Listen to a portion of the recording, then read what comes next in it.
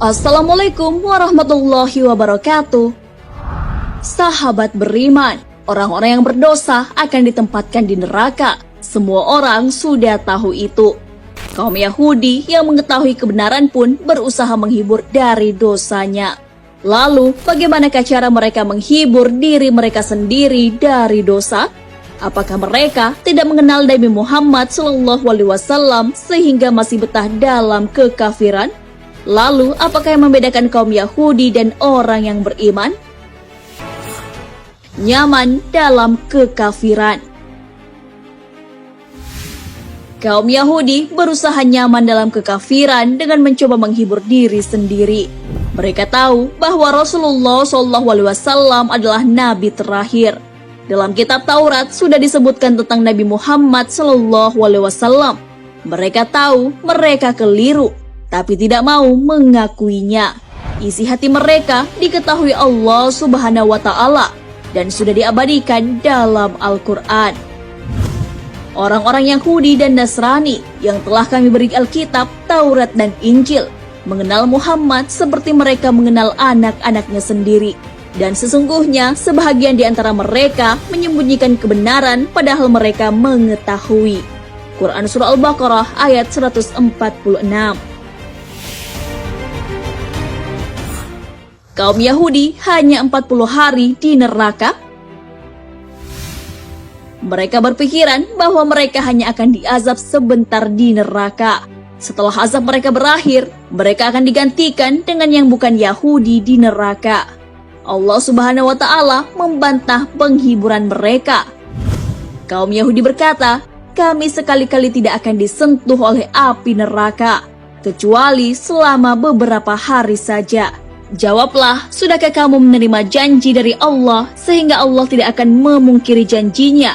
Ataukah kamu hanya mengatakan terhadap Allah apa yang tidak kamu ketahui? Bukan demikian, yang benar barang siapa berbuat dosa dan ia telah diliputi oleh dosanya, mereka itulah penghuni neraka. Mereka kekal di dalamnya. Quran Surah Al-Baqarah ayat 80 hingga 81. Dalam kitab tafsir At-Tabari, mereka beranggapan bahwa batas waktu siksaan mereka di neraka hanyalah 40 hari saja. Orang-orang Yahudi berkata, Allah akan memasukkan kami ke dalam neraka selama 40 hari saja. Sampai jika seluruh dosa kami dimakan oleh api, akan ada yang berseru, keluarkan dari neraka setiap anak keturunan Bani Israel yang sudah disunat. Oleh karena sebab inilah kami diperintahkan untuk bersunat. Kaum Yahudi berkata, tak ada seorang pun di antara kami yang berada di neraka, melainkan akan dikeluarkan.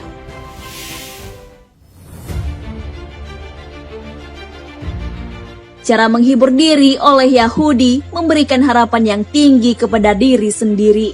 Tak ada usaha untuk beriman kepada Allah Subhanahu wa Ta'ala dan tak takut kepada Allah Subhanahu wa Ta'ala.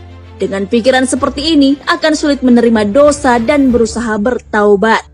Hal ini sejalan dengan tafsir Syekh Abdurrahman bin Nasir As-Sa'di rahimahullah bahwa jika orang Yahudi beranggapan seperti itu, mereka telah mengumpulkan dosa dan merasa aman dari murka Allah Subhanahu wa Ta'ala.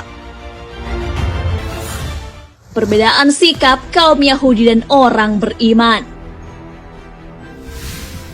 Orang-orang yang beriman akan merasa takut akan murka dari Rabb. Sebagai contoh, Nabi Ibrahim alaihissalam sangat takut anak keturunannya melakukan kesyirikan. Beliau berdoa agar negerinya aman dan dijauhkan dari praktik syirik. Hal ini sudah disebutkan dalam Al-Quran. Dan ingatlah ketika Ibrahim berkata, "Ya Tuhanku, jadikanlah negeri ini Mekah, negeri yang aman. Dan jauhkanlah aku beserta anak cucuku daripada menyembah berhala-berhala." Quran Surah Ibrahim ayat 35.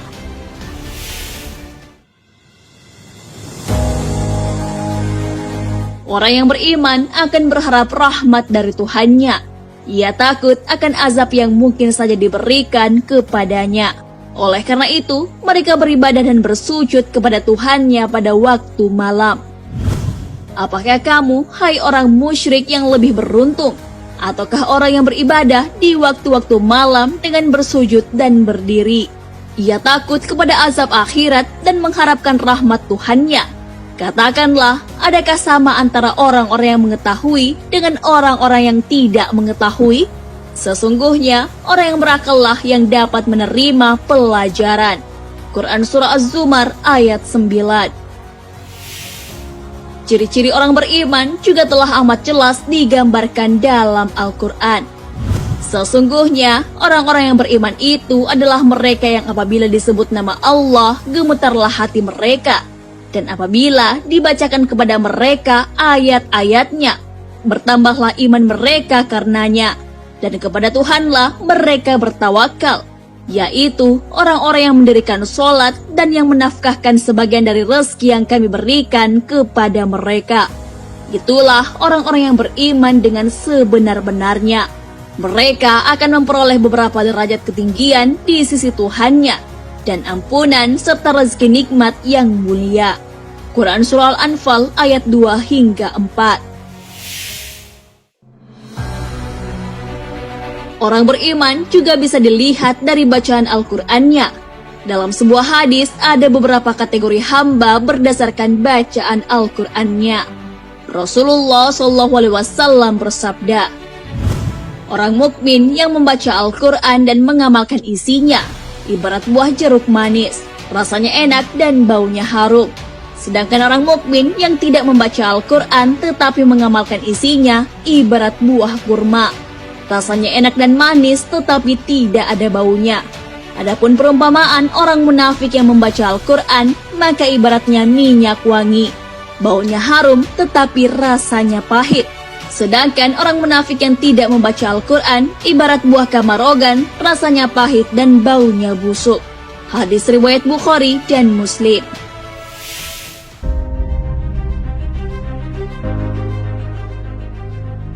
Nah, sahabat beriman, itulah cara Yahudi menghibur diri dari dosa. Caranya adalah berpikir bahwa azabnya di neraka hanya sebentar, yaitu 40 hari. Karena hal ini, mereka merasa aman dari murka Allah Subhanahu wa Ta'ala. Padahal Allah Subhanahu wa Ta'ala sudah menjanjikan orang berdosa kekal di neraka. Berbeda dengan sifat orang beriman yang sangat takut akan murka Allah Subhanahu wa Ta'ala. Rasa takut terhadap Allah Subhanahu wa Ta'ala itulah salah satu ciri beriman. Sesungguhnya, orang-orang yang beriman adalah mereka yang bila disebut nama Allah Subhanahu wa Ta'ala, gemetarlah hati mereka, dan apabila dibacakan ayat-ayatnya, bertambahlah iman mereka. Dan hanya kepada Tuhanlah mereka bertawakal. Quran Surah Al-Anfal ayat 2. Wallahu a'lam bissawab. Sahabat beriman, jangan lupa berbagi informasi dengan share video ini, karena sebaik-baik manusia adalah yang paling bermanfaat bagi manusia. Wassalamualaikum warahmatullahi wabarakatuh.